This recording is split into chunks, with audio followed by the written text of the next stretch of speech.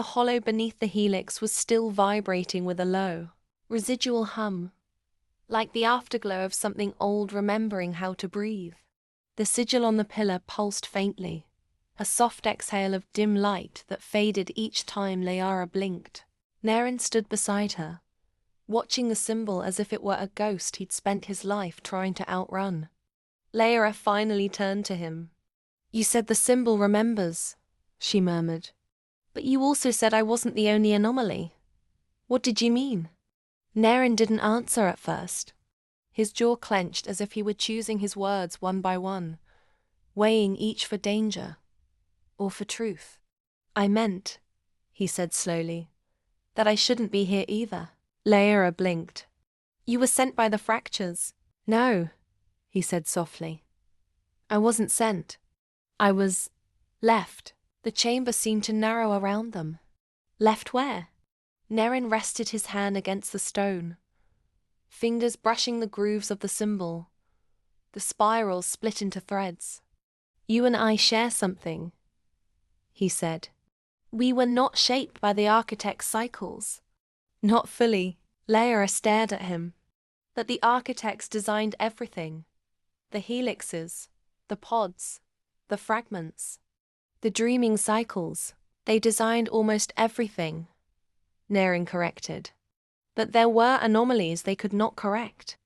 You, because you stayed awake when the system demanded you sleep. Me," he gave a hollow laugh, "because I was never supposed to wake at all." The words hit her like cold water. "Naren, what are you saying?" "My record in the helix is incomplete," he said. "Corrupted. According to the architect's indexing, my strand ends thousands of cycles ago. My emergence here, now, is impossible within their design." Layara frowned. "Impossible how? You're clearly here. That's the problem." He gestured to the pulsing symbol. "Everything the architects built is recursive. Countless cycles of dreaming, forgetting, and reweaving, yet always within the pattern. People rise, people sleep, people return. But my strand vanished from the weave long before either of us were born." Layara's heart tightened.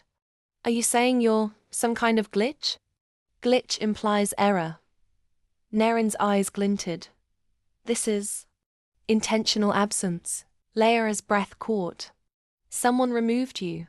Naren shook his head. "No, someone hid me." The symbol flared, just once, like it agreed. For a moment neither of them spoke. "How long have you known?" Layara asked. "Since the moment I stepped through the fracture into your reality," he said. "The system recognized you instantly.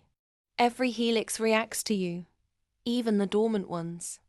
But me," he touched his chest. "The system didn't react at all. Not with rejection. Not with acceptance. Nothing. Like I'm invisible to the architect's design." Layara studied him, understanding dawning like a slow sunrise. "And that's why you can remember?" He nodded. "And that's why you could find me?" He nodded again. "And that's why the symbol reacts when you're near it?" This time he hesitated. "I don't know if it reacts to me," he admitted, "or if it reacts to us." The word lingered in the air like a held breath. "Us." Layara glanced at the helix. Its faint glow mirrored the rhythm of her pulse, as though something ancient was mapping both of their presences. Two anomalies standing in a chamber meant for neither. Naren spoke again, softer now. "I came here because the fractures showed me the same thing they showed you. A convergence. Two strands stepping out of the pattern at the same moment." His gaze met hers with quiet certainty. "Layara, I think we were hidden for a reason. And I think the architects knew it." Layara swallowed. "Why? What reason?" Naren's expression darkened. "That," he said, "is what the symbol is trying to remember." The pillar throbbed once, slow, deliberate, as if awakening to their question. Layara stepped closer, but Naren caught her arm. "Careful. The helix may not be fully dormant anymore. It reacted to me before. she said softly. When I touched it, yes, he murmured, eyes fixed on her. But now it knows you're not alone. She hesitated, then placed her palm against the symbol. The stone warmed instantly. A vibration climbed her arm like a rising chord. And then the symbol shifted. Not visually, not physically, but something moved within it, like the memory behind the symbol turned its head to look at her. Naren inhaled sharply. You felt that too? Layra didn't answer.